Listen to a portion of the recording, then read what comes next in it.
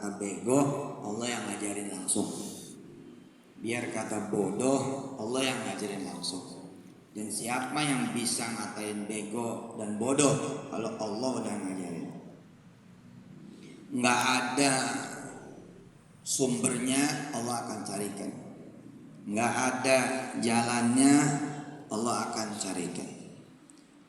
Nggak ada sumber daya yang sifatnya barangkali duit, juga Allah akan carikan. Tempat, waktu, keadaan, titik temu, semua akan dicarikan oleh Allah Subhanahu wa taala. Resepnya sesuai dengan janji Allah dan Rasulnya, wattaqullah wa yu'allimukumullah. Bertakwalah kepada Allah. Bertakwa itu sederhananya jalanin perintah Allah dan jauhi larangannya. Maka Allah punya janji, siapa orang yang bertakwa, aku yang menjadi gurunya. Wa yu'allimukumullah. Ujung dari ayat itu, ayat 282, halaman 48. Ayat yang panjang sekali, satu ayat satu lembar. Ujungnya adalah wallahu bikulli syai'in alim. Allah Maha tahu atas segala sesuatu. Yang mana ayat berikutnya pun masih Allah ulangi lagi ujungnya, yakni satu ayat sebelum ayat yang sangat kita kenal, lillahi ma fis samawati wa ma fil ardh, yakni ujungnya atasnya nih, berarti ayat 283 halaman 49. Wallahu bima ta'maluna alim. Allah benar-benar Maha tahu atas segala sesuatu. Kita orang Jembatan 5 dan sekitarnya, ya bisa jadi kakak-kakak yang alumni SMA Negeri 2 ada yang bukan berasal dari Jembatan 5. Tapi rasanya sih anak-anak SMA Negeri 2 mah nggak mungkin nggak tahu juga Al-Mansuriyah. Mau yang muslim, mau yang non muslim. Karena banyak di antara mereka yang tinggalnya di nama jalan Guru Mansur, Jalan Kiai Haji Muhammad Mansur. Selama ini hanya melihat masjidnya. Sedikit sekali cerita ya yang tersampaikan kepada kita semua tentang sosok Guru Mansur, termasuk saya dan Kak Iyon. Kami miskin sekali cerita tentang keluarga kami, tentang buyut kami. Tapi setelah saya tahu dengan izin Allah, dan saya sempat cerita ke Ustadz Sumarno dengan menggelegar, bahwa pada hari ini saya tambahin dengan izin Allah bahwa wujud sosok, gambaran, kehadiran, fisik dan nama dari Guru Mansur dan Masjid Al-Mansuriyah serta Madrasah Al-Mansuriyah benar-benar bukti nyata bahwa kita mesti belajar menjadi orang benar dunia akhirat.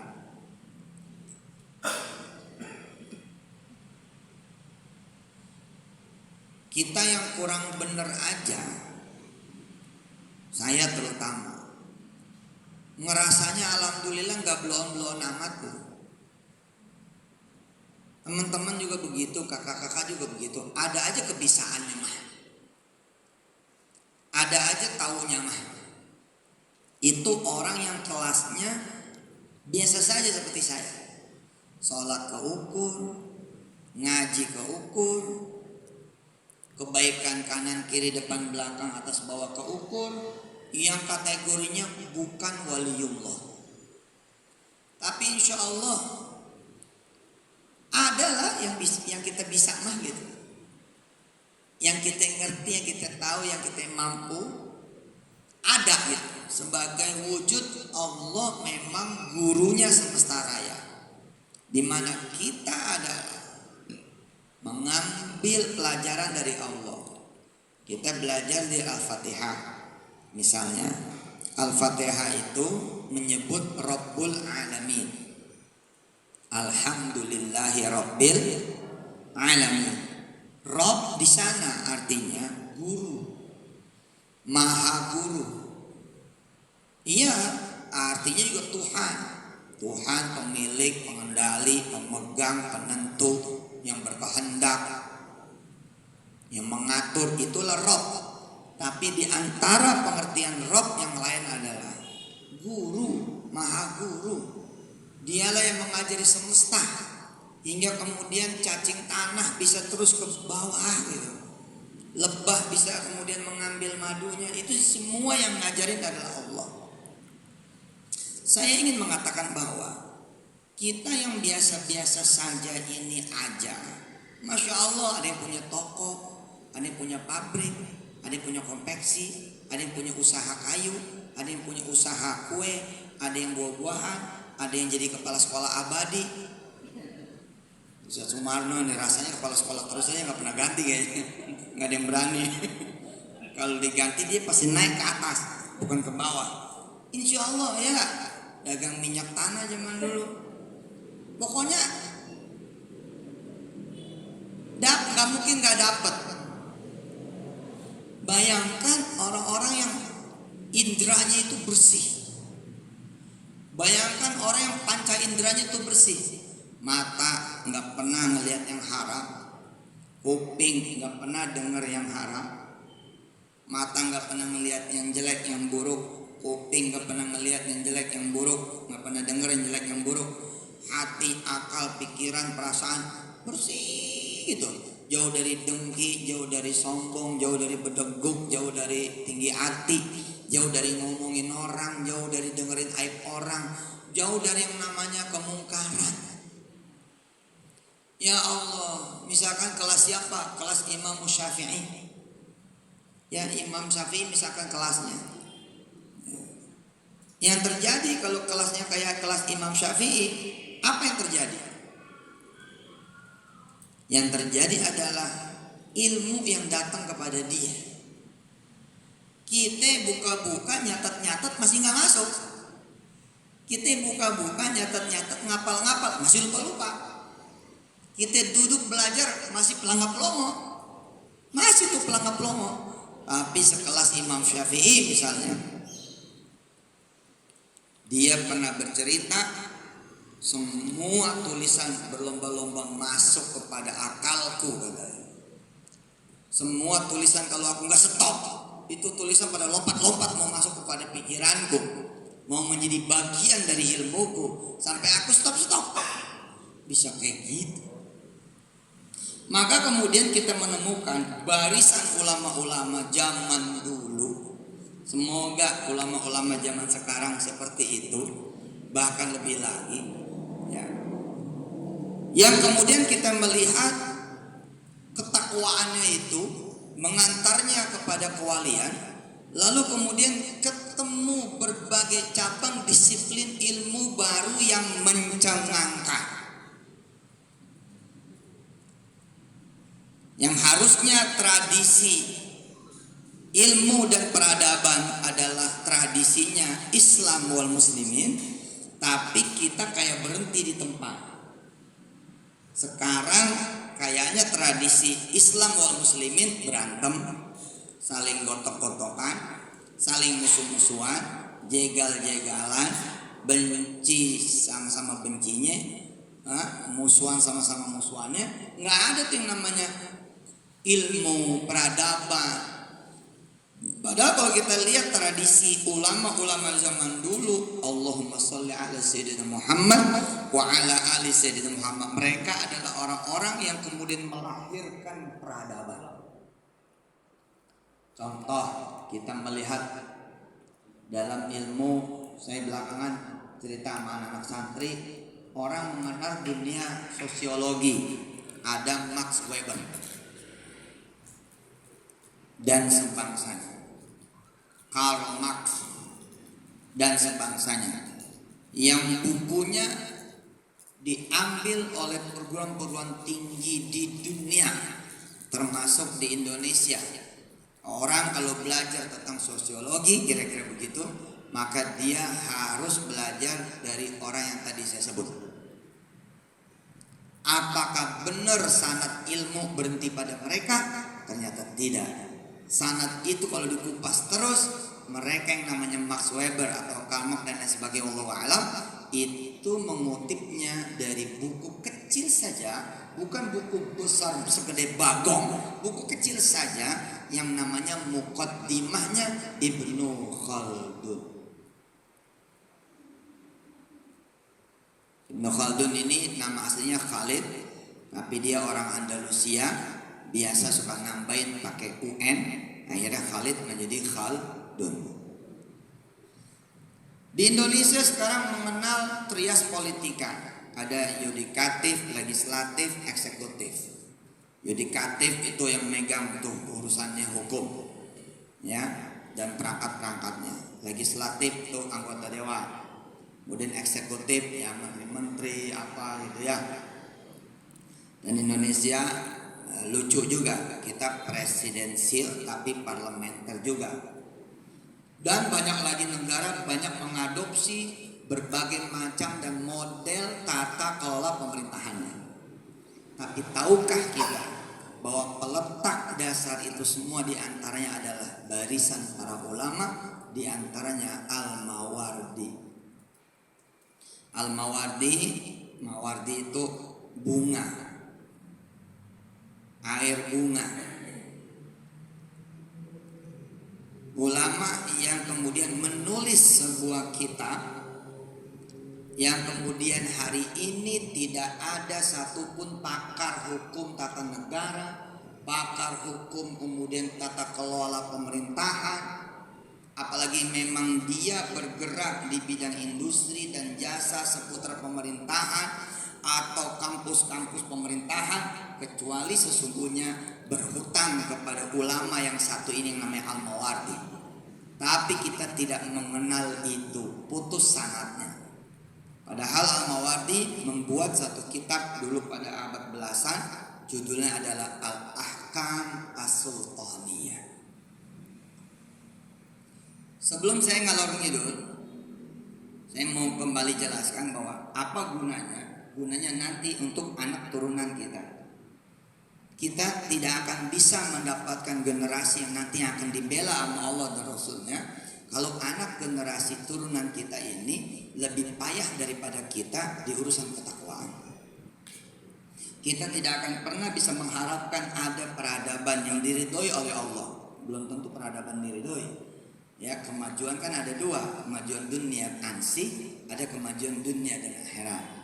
Nah, tapi kalau kita kemudian melihat anak-anak kita lebih mengkhawatirkan agamanya, kesalehannya, ketaatannya, maka kita bisa khawatir, harus malah khawatir, jangan-jangan kemudian anak kita lebih tidak akan melahirkan peradaban ketimbang kita, lalu masa itu nanti menjadi masa yang sangat gelap di mana anak keturunan kita jauh lebih kacau daripada kita. Kacau ekonominya, kacau sosial politiknya, kacau kemudian harga dirinya. Dia boro-boro ngendalin satu kota, ngendalin satu RW aja gak bisa. Itulah kualitas nanti anak keturunan kita kalau kemudian kita nggak bagus.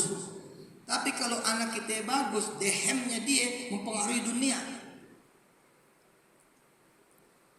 Ini yang saya mau sampaikan, bahwa wujud Masjid Al-Mansur dengan nama Guru Mansur, ada madrasah juga. Ternyata di balik itu menyimpan keindahan janji Allah bahwa siapa yang bertakwa Allah akan pimpin. Siapa yang bertakwa Allah akan ajarkan dan Allah akan tuntun. Tapi memang di urusan Guru Mansur saja soal ini tadi kan terlalu jauh ya. Averus, Ibnu Rus terlalu jauh, kita nggak bisa menjangkau dia. Ibnu Sina, Avesin terlalu jauh, kita nggak bisa menjangkau. Ya bos? Filosof yang melahirkan Aristoteles. Oke, itu kan sebelum zaman Islam. Enggak, Islam itu ada sejak zaman Adam. Jangan salah bos. La nufarriqu baina ahadin min rusuli. Jadi kalau nanti Aristoteles dia menjadi ahli filsufnya Yunani, bos, dia juga datangnya dari Robbaniyah. Ahbabullah wa rasulih. Gimana? Gara-gara dia berteman sama orang yang cerdas akalnya, bersih hatinya, jadi punya murid Plato, Aristoteles. Lihat gitu. Open your eyes gitu. Ayo buka mata. Saya tidak sanggup membayangkan bila kemudian anak-anak kita lebih parah dari kita. Subuh jarang ke masjid. Zaman sinetron dulu kalau sholat maghrib nunggu iklan. Nah dia ketawa gitu. Iklan baru ambil wudhu, mancing wudhu, balik lagi. Ntar begitu iklan baru sholat. Sekarang zaman TikTok, IG, FB, kalau ditanya udah baca Quran belum. Tapi sadar-sadar WA-an dan macam-macam tahu tuh 2 jam, 3 jam. Lah hasilnya adalah kalau kita jujur hasilnya kita. Orang yang menurut sama kita 3-4 orang doang paling di warung kita, di rumah kita, nggak dikasih lebih oleh Allah. Oh bisa, sedangkan orang-orang yang tidak punya Tuhan aja pengaruhnya dunia. Xi Jinping, Kim, siapa itu namanya? Jong-un. Putin, Joe Biden. Kok kita yang mana Allah bisa menitipkan lisannya buat kita, di mana Allah bisa menitipkan penglihatannya buat kita, kok kita ngatur tetangganya sampai nyerah-nyerah. Gue pindah. Mengapa lo? Aduh, tetangga gue rese banget. Bisanya kita nggak tahan sama tetangga gitu loh. Bisanya kita jadi nggak tahan sama orang rumah, kita yang keluar. Karena gue pusing, gue capek dah. Gue punya abang atu-atunya, aduh ngeselin gue melulu. Jadi bagaimana dia bisa menghadapi bangsa lain yang nanti mungkin menginvasi kita? Wong kita satu rumah aja nggak sanggup ngatasin, gimana coba? Ibu bapak, para alumni SMA Negeri 2, saya ikut belajar. Saya tadi bilang orang kafir bisa begitu pengaruhnya. Padahal dia tidak mungkin dipinjamkan oleh Allah matanya, tidak mungkin dipinjamkan oleh Allah mulutnya, tidak mungkin dipinjamkan oleh Allah akal dan pikirannya, tidak mungkin dipinjamkan kekuatan dan kekuasaan serta kebesaran Allah. Nggak mungkin.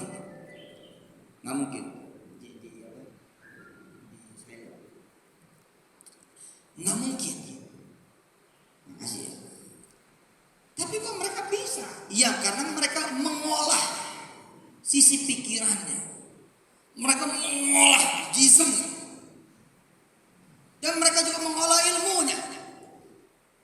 Dan Allah tahu kualitas kita. Kualitas kita tipis, gak punya tenaga. Maka kata Allah, mendekat sini. Kamu kayak handphone gak ada baterainya. Kamu colok. Begitu dicolok, hidup dia. Betul gak? Bisa kontak sono, kontak sini. Bisa dikontak sono, dikontak sini. Nah makin penuh baterainya, Allahu Akbar, makin strong. Apalagi wifi-nya kuat. Ada satu hadis di hadis Arba'in An-Nawawi. Apa kata Allah kalau orang itu beres yang fardunya, ya? Terus kemudian bertambah dengan nawafil, bertambah dengan ibadah-ibadah sunnahnya. Apa kata Allah? Dia punya kaki bukan kakinya, tapi kakiku. Dia punya tangan bukan tangannya, tapi tanganku. Dia punya pikiran, otak, akal, bukan pikiran dan otak serta akalnya, tapi pikiran, otak dan akalku. Dia punya mata bukan matanya. Dia punya telinga bukan telinganya. Dia melihat dengan penglihatanku. Dia mendengar dengan pendengaranku. Terus prakteknya gimana? Praktek lapangannya. Tentu di usia kita seperti sekarang ini, saya aja udah hampir 50. Lu udah 48 nih. Sama, jenggot udah ubanan juga. Kadang-kadang atas bisa disemir, ini bisa disemir, kumis, jenggot bisa semir. Yang bawah nyemirnya gimana? Iseng banget gitu mau disemir putih semua tuh yang bawah juga putih. Sama, kita pasti punya pengalaman menjual motor. Saya kasih contoh konkret aja. Saya kasih contoh menjual motor, menjual mobil, menjual tanah, menjual rumah, menjual benda-benda yang kita punya. Rasanya mah di usia kita 40-an, 50-an, apalagi ada yang mulai 60-an, pasti punya pengalaman jualan yang beginian. Entah karena kepepet, atau ada butuh, atau pengen ngembangin. Terus kita kan ngeliat, ketika diserahkan kepada otak, akal, pikiran, dan ikhtiar kita, apa yang terjadi? Bos, kita tidak menemukan harga yang kita mau. Yang ada malah turun. Betul nggak? Betul. Contoh, gua mau bayaran anak kuliah. Saya mau bayaran anak kuliah. Yang saya punya adalah motor. Ini harga jual kalau ketemu insya Allah masih ada 11 jutanya. Tapi kita tidak melibatkan Allah, alias mata masih mata kita. Kita celangap celinguk nyari dealer. Telinga masih telinga kita pasang kuping siapa yang bisa beli. Kita pakai kaki kita jalan, kita dong tuh motor kemana kita yang mau jual. Kita pakai tangan kita nuntun motor itu kepada siapa yang kita bisa tawarin, tapi nggak ada Allah di sana. Hasilnya apa? Tuh harga bisa 8 juta, 7 juta. Begitu kita masukin ke teman kita, temen nih sama-sama anak SMA 2, apa dia bilang? Ya Haji, motor begini mah ada yang beli 7 juta udah bagus. Itu nilai terendah. Tapi karena gue temen lo, udah gue bayarin 8 juta. Lo keliling deh kemana-mana, jamin gak bakal ada yang mau lebih dari 7 juta. Terus kita bilang begini sama dia, ya dah, tapi gue mesti ikhtiar, gue keliling dulu. Keliling sampai capek. Terus kita datang lagi ke dia. Terus apa kata dia? Kemarin 7 juta mah. Sekarang bukannya turun sih, gue duitnya nggak ada. Ya udah lu taruh aja motor di sini. Kalau kemarin masih 8 juta, sedikit-dikit 7 juta. Lu sih nggak percaya sama temen. Ya lu kurang cepat mutusin. Ya udah lu taruh aja motor lu, laku, gue telepon. Bos, bisa 3 minggu nggak laku. Kenapa? Karena kita pengen 11 juta dan betul dia nggak pernah ada yang nawar lebih dari 8 juta. Akhirnya apa tuh motor lakunya 1,5 juta. Berarti belum pengalaman. Kalau saya pengalaman. Oh memang biasa. Kalau nggak pakai Allah pasti begitu. Kita udah punya temen yang punya pabrik, bisa-bisanya dia justru yang nolak kita. Aduh usia saya lebih muda daripada ibu dan bapak semua. Tapi kenyang namanya sakit hati. Kok bisa cuma laku 1,5 juta? Maka Allah bilang kamu pakai aku. Palamu sini sujud minta tolong pada aku. Kamu harus main jalan-jalan aja. Kok 1,5? Berarti ada yang belum pengalaman ya. Kalau saya pengalaman, akhirnya kan kita gade motor itu. Yang penting ini lah 1,5 dulu, buyang nih, kan gitu. Akhirnya tuh motor 1,5 aja. Dan bisa 2 tahun gak ketebus itu. Masih bagus kalau kagak ada bunganya. Kadang-kadang kita ada bunganya. Kita merasa sayang ngegadein, masa sih kita jual cincin kawin ya. Udahlah masuk ke pegadaian aja. Kita pikir 3 bulan juga kita tebus. Kok gak tau ya begulung. Nah mulai ini kalau cincin kawin iya. Gua jual tuh iya benar. Bos, kalau pakai Allah kita belajar tentang guru Mansur. Wattaqullah wa yu'allimukumullah. Bertakwalah, aku akan tuntun. I will lead you. I will teach you. I will guide you. Sini, kata Allah. Ayo. Ya Allah, terus kita sholat duha. Mulai kita nyambungin nih sama Allah. Nyambungin nih. Allahu Akbar. Sholat itu kan silatun. Silatun apa? Connection. Network connection. Nggak ada sinyal, mau pesan apa? nggak ada sinyal, mau ngotak siapa? Tapi begitu ada sinyal, walaupun cuma 1 bar, walaupun cuma 3G, nggak sampai 5G, tapi lumayan bisa telepon. Nah, kita baru nyambungin sama kuasa Allah nih.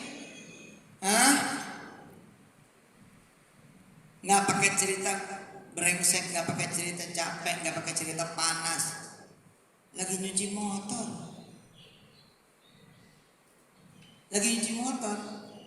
Allahumma sholli ala Muhammad. Anak nangis, Ci. Anak nangis. Emaknya teriak sama kita, lakinya ini. Welah, anak nangis toh, pegang dulu. Gue lagi masak.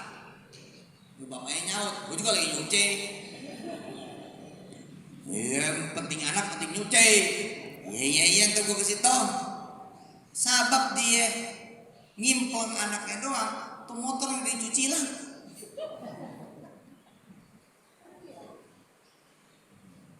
Kan kelihatannya kayak sial ya. Kelihatannya kayak sial ya. Betul gak? Begitu dia keluar, bingung dia. Lah, kan cuma selang doang ini. Sama sabunnya. Motor gua kemana? Kata si Ustadz, kalau kita sholat duha, kalau kita ngaji yasin, lampunya tinggi. Lah ini habis sholat duha, habis baca yasin, ngapa hilang?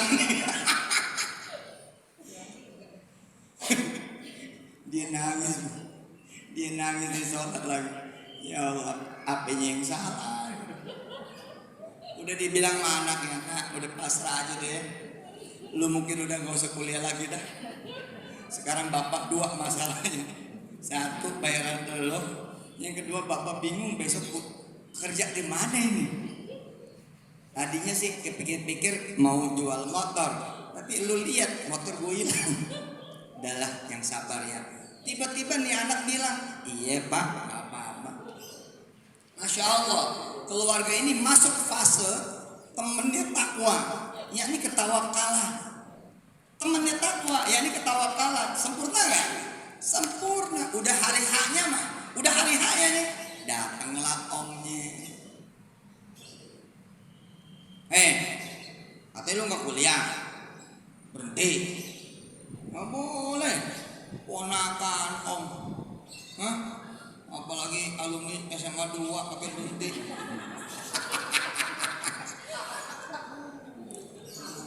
Malu-maluin aja lu. Terus anaknya ngomong gini, yalah kalau bapak saya om, gampang kali. Lah bapak saya kan si Udin. Adanya situ, beda duitnya. Enggak. Lu bukan anaknya dia doang, lu anak gua juga. Bukan ponakan, lu anak gua juga. Berapa duit bayarannya?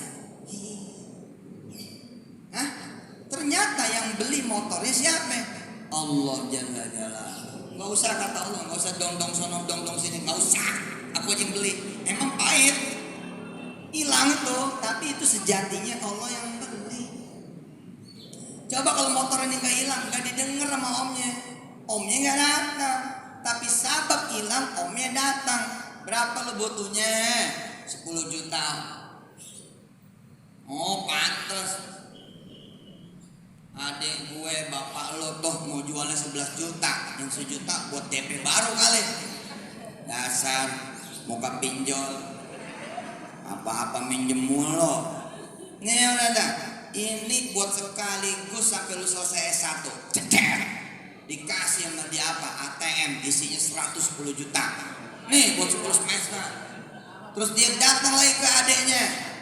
Dia mau bilang lo ikut sama gue, lo kerja. Jangan maunya sendiri aja lo. Hilang gengsi lo tuh, hilangin, ikut gua. Undangnya ada proyek no di Riau, lo berangkat nih tiketnya. Sampai sana ada mobil, sampai sana ada rumah. Nih buat bini lo pada di rumah, dijadorin lagi 20 juta. Lah itu Allah tuh kalau udah mau kerja begitu. Langkahnya sekali langkah jauh. Saya dulu bercanda dan ngutip kisah juga, kisah-kisah bercanda.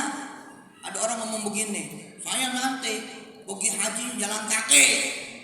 Ya Allah, teman-teman sekolahnya pada ketawa. Orang bego. Doanya aja begitu, salah. Itu doa orang bego. Pergi haji jalan kaki. Otak dari mana katanya. Tapi orang ini nggak mau tahu. Dia sholat malam. Pokoknya dia minta sama Allah, saya pengen pergi haji jalan kaki. Dapat 3-4 tahun jadi supir bos. Di mana? Di Jeddah.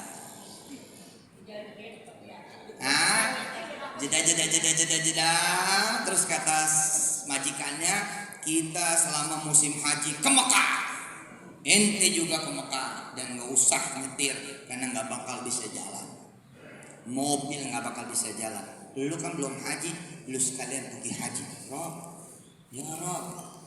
Ya Rob, kita menganggap gak mungkin kaki kita bisa pergi haji.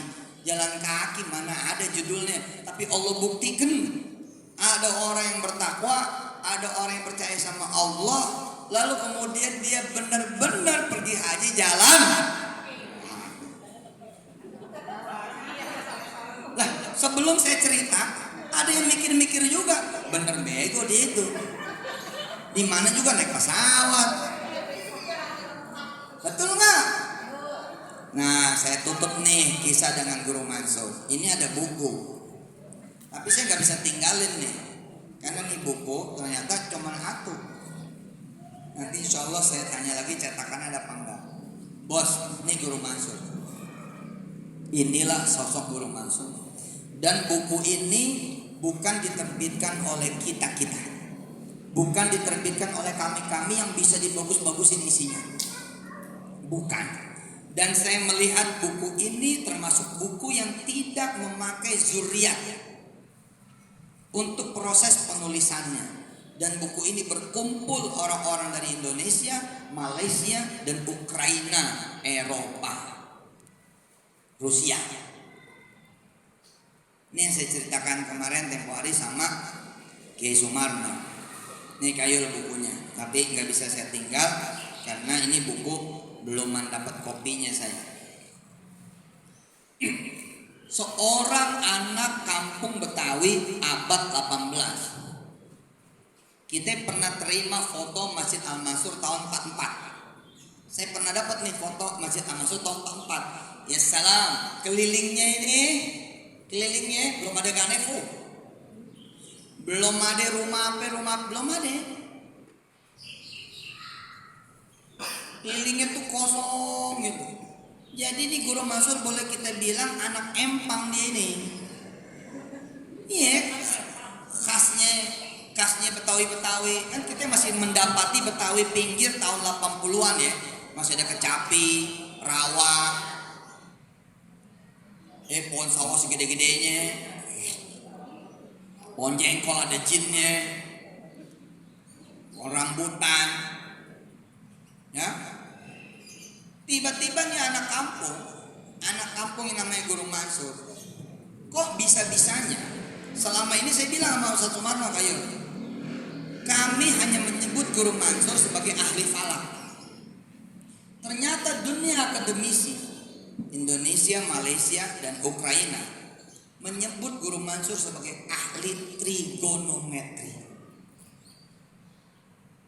Saya mau tunjukin sebagian isinya. Insya Allah ente pada puyeng-puyeng, nggak bakalan ngerti, nggak bakalan ngerti.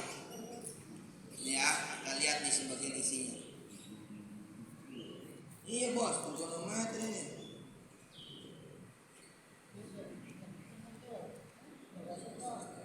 Nah, nih hitungan begini. Oh, modelnya tuh ini.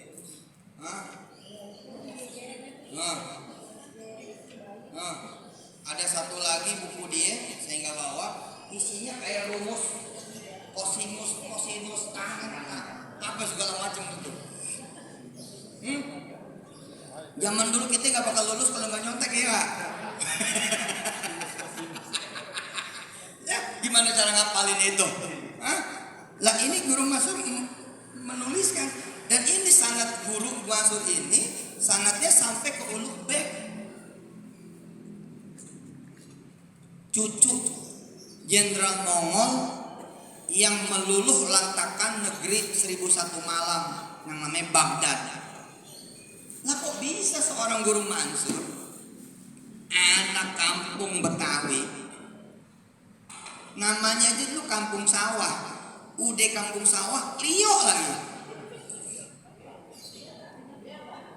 Lio itu yang buat bakar batu bata, genteng, Lio. Anak sekarang boro-boro ngerti Lio itu apa. Nah, kalau Lio roti Lio, kalau di Jawa dikit kopi. Nih, inilah hasil dari Allah membimbing, Allah menuntun. Jadi Pak Haji, Bu Haji dan kawan-kawan semua, senior-senior saya, abang-abang dan kakak-kakak saya, Guru Mansur yang cuma ngerapiin hatinya, ngerapiin ibadahnya, dan niat nuntut ilmu karena Allah, dia berangkatlah ke Mekah. Ternyata sampai Mekah, dia tuh kira-kira satu mukhayyam. Kan kalau pergi haji zaman dulu satu season bisa setahun. Nggak kayak sekarang bisa. Saya kemarin waktu undangan raja cuma 6 hari. Undangan raja kemarin saya, Mas Anies, Mas Ganjar bareng itu ngobrol bertiga. Ini 6 hari. 6 hari aja udah bisa ngobrol banyak. Lah bagaimana zaman dulu orang bisa sampai 1-2 tahun duduk di kota suci Makkah. Dan pada zaman dia ternyata ada kafilah ilmuwan.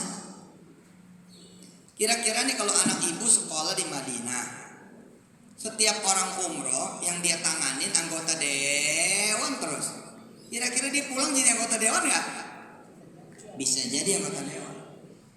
Anak ibu kuliah di Jepang, yang berangkat ke sono, rombongannya misalkan rombongan kepala daerah terus, dan anak ibu yang kemudian menggayat di Jepang atau di Australia atau di Amerika, maka dia pulang minimal jadi ajudan kepala daerah.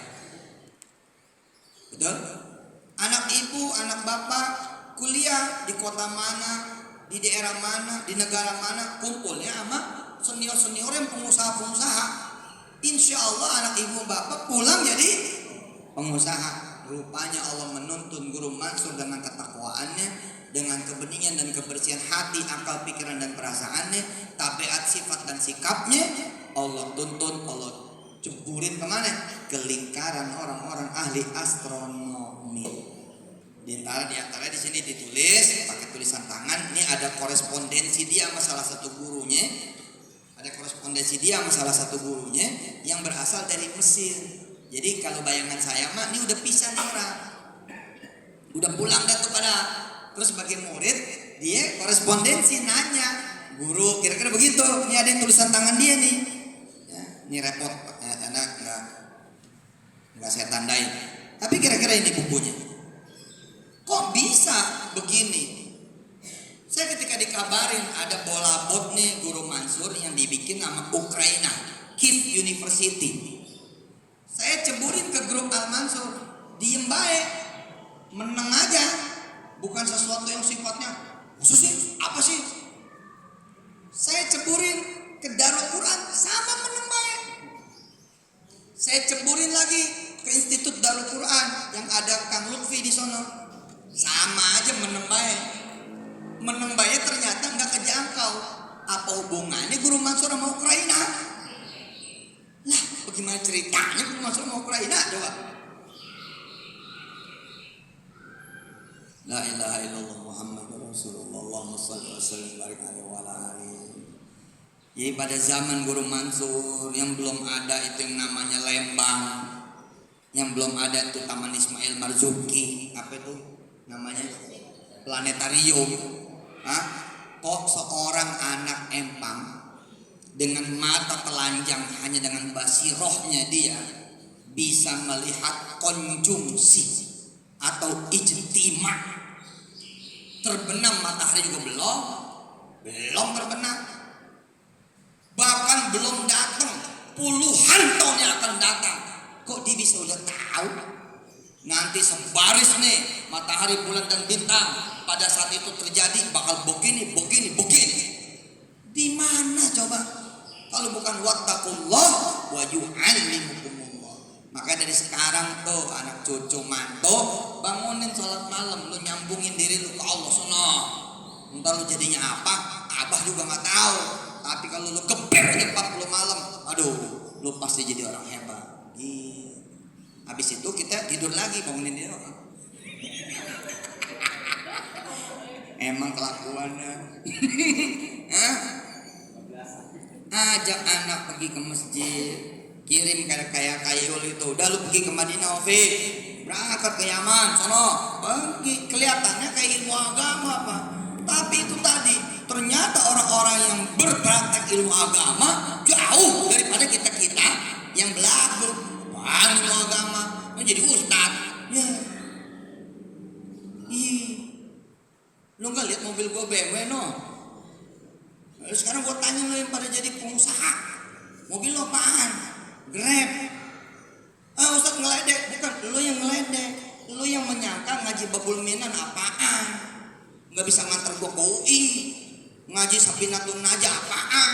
Ngaji Toharo apaan? Loh kok apaan? Lu belajar tentang Allah ini. Kalau lu belajar tentang Allah, lalu Allah membuka dirinya, maka itu berarti apa? Kekayaan, kejayaan, ketenangan, keselamatan, perlindungan, bantuan. Terus Allahumma shalli wa sallim ala Muhammad. Ya tapi kan kalau begitu mah jadi dunia. Dunia itu cuman persekot kecil aja dari Allah. Ini yang saya maksudkan. Panjang lebar saya bercerita, saya udah harus jalan lagi, saya harus ketemu dengan orang. Tapi kita ngeliat nih sejarah nih, sekarang kita ada di Masjid Al-Mansuriyah, luar biasa ya. Ini halaman pertama ada sanad beliau nih, sanad ilmu.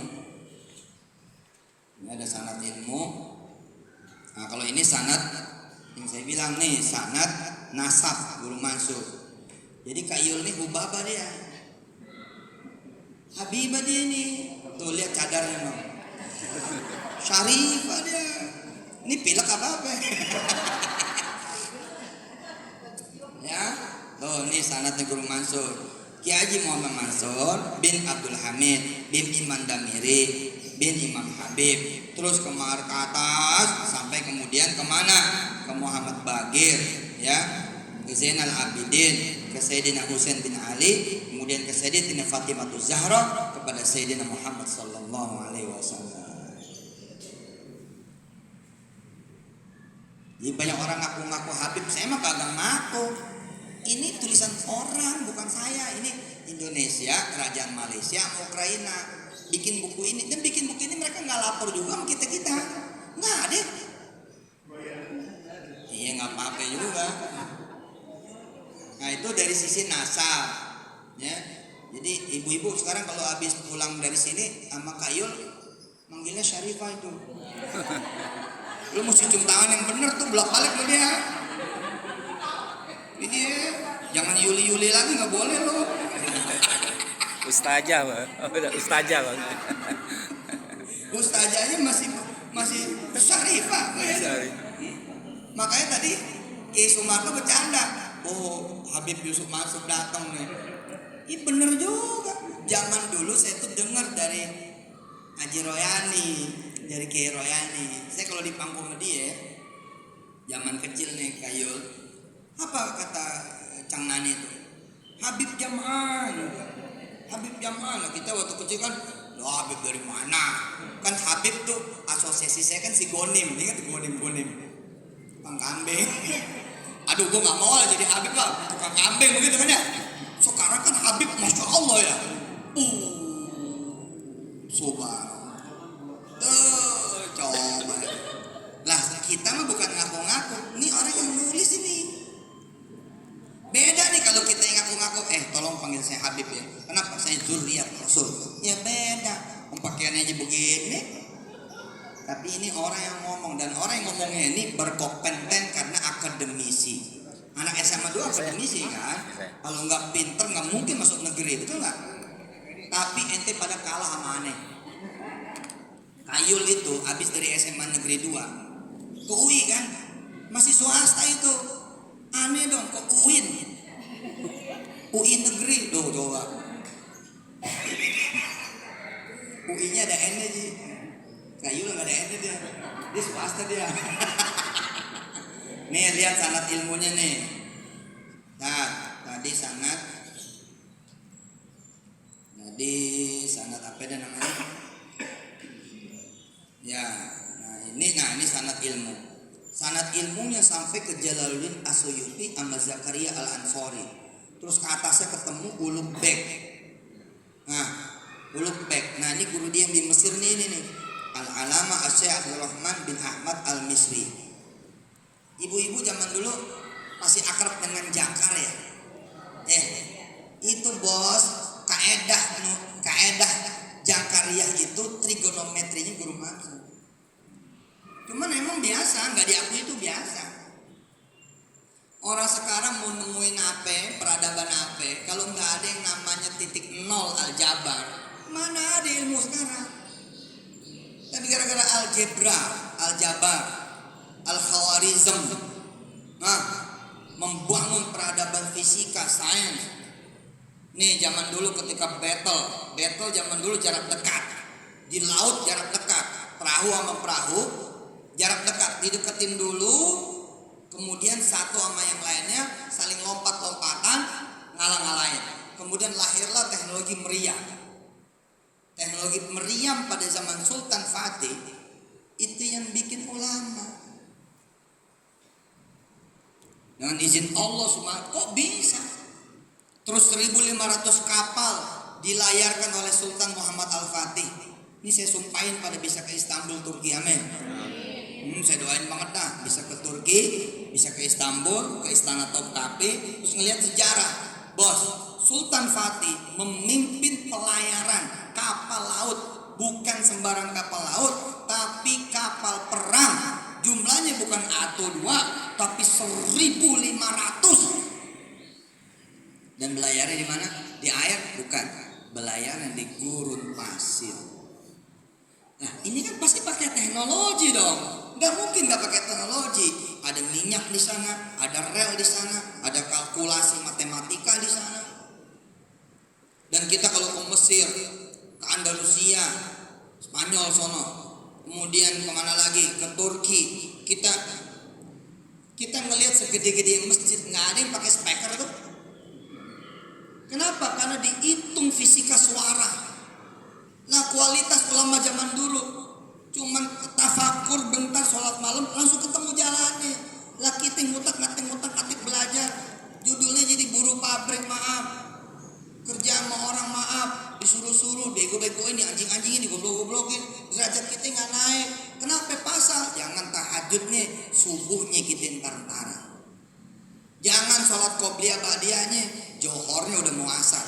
Gua mah biar 1 kali wudhu kalau sholat asar. Keren kan?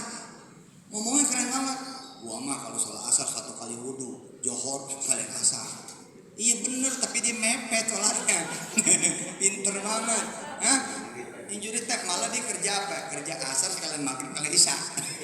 Kenapa? Dia tidur rupanya. Bangunnya jam 10. Saya nggak ngecilin apa-apa, cuma ngajak mikir. Kita, termasuk saya ya Allah, yang kedunguannya banyak, kebegoannya banyak, kebodohannya banyak. Insya Allah masih tahu dah tuh 2 aja mah. Lah bagaimana saya jadi ahli puasa, jadi ahli tirakat, yang gak dilihat orang kelihatan sama kita. Kan biasa gitu tuh ya. Kalau orang bening banget, pikirannya udah bening, hati bening, ya salam. Orang belum ngomong gitu udah tahu. Itulah kiai-kiai kita di kampung-kampung. Kita yang mau ngomong apa-apa selesai masalah. Betul gak? Lah kita berdua sama-sama ngomong tuker pikiran sampai 1 hari 1 malam. Tapi dua-duanya gak ada yang tahu apa-apa. Tapi kalau kita datang ke kiai-kiai kampung, Allahumma sholli ala Muhammad Imarno, baru datang tuh kiai cuma begini doang. Si kiai begitu dong, betul itu di kampung-kampung itu. Tangannya begini. Diam gitu. Tapi tiba-tiba kita nangis air mata. Sekalinya bangun, makan, kita makan dulu. Gitu. Terus habis makan, pulang, beres. Belum ngomong nih, tapi benar. Begitu kita pulang, Allahu Akbar, masalah tuk, beres. Tapi lihat urusan kita, sono sini, beres kagak, nambahin. Apa? Di mana tuh letaknya? Letaknya Allah nggak ada. Padahal kalau Allah ada mah ya beres urusan. Alhamdulillah. Mudah-mudahan habis dari sini, kita jagain nih berjamaah. Terus kita nggak sholat johor kecuali ba'diyah, qobliyah ba'diyah. Terus kita, ya insya Allah sih kalau kakak-kakak saya mah udah beres semua insya Allah. Paling hati-hati sama gibah, hati-hati sama ngomongin orang. Kadang-kadang suka bersembunyi lagi kan. Ini kita mau ngomongin orang bukan nih, ngomongin setan. Kata setan, gue salah apa dia ngomongin? Iya dah, mudah-mudahan lahir guru-guru masuk berikutnya. Ya, jangan sampai penemuan peradaban, kemajuan ilmu malah bukan kita, orang lain terus. Padahal harusnya ini kita yang melahirkan. Jazakumullah khairan jazaa. Saya langsung jalan ya. Mudah-mudahan.